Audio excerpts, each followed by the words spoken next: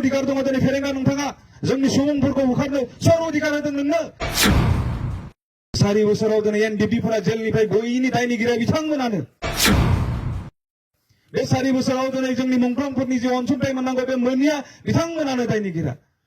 दिनै जोंनि केस बाहेराव थानाय जोंनि सोद्रोमाफोरनि केसआ दिनै उइथड्र जानांगौनि दायनिगिरियाबो दिनै UPPL आरो प्रमोद बर' सरकारानो।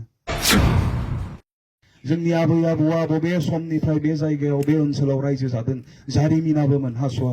जारिमिननि बेसेबा सिगां समनिफ्रायनो बर'फ्रा बे हायाव जायगा लानानै रायजो जाबोगासिनो दङ।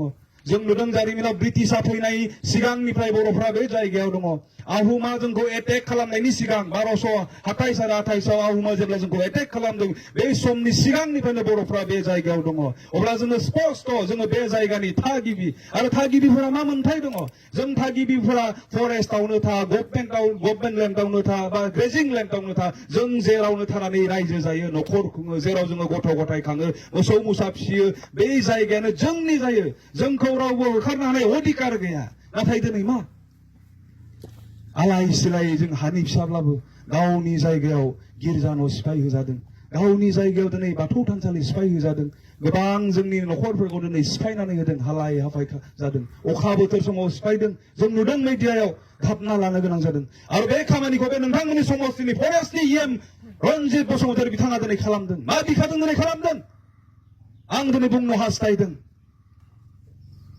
दिनै जातिनि संग्राम खालामनाय मोनसे प्लेटफर्माव जोबथारनाय समाव हाबनानै दिनै जोंनि जारिमिनखौ सेरखाय बेरखाय खालामनो नाजानाय बायदि जों बिथांखौ मोनदों। बेखौ जों सोंखारिदों।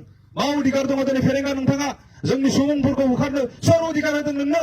जों बे हानि फिसा, बे हाया जोंनि आबै आबौआ जिब जुनार बिफां लाइफां दाननानै हाग्रा दाननानै मानसि थाजानाय खालामदों। जारिमिना बेखौ दिनै रोखायै फोरमायो। जोंहा मोन्थाय दङ जोंखौ दिनै नोंथांमोना होखारनो हाया।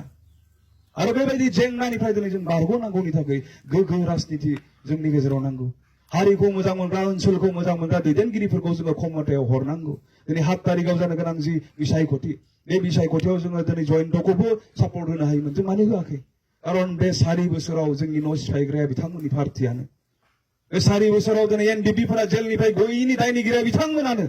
बे 4 बोसोराव दिनै जोंनि मुंख्लंफोरनि जे अनसुंथाइ मोननांगौ बे मोनिया बिथांमोनानो दायनिगिरिया।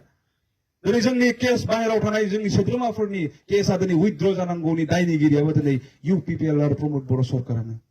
बेवहाय जों बिथांमोनखौ सापर्ट होनो हाया।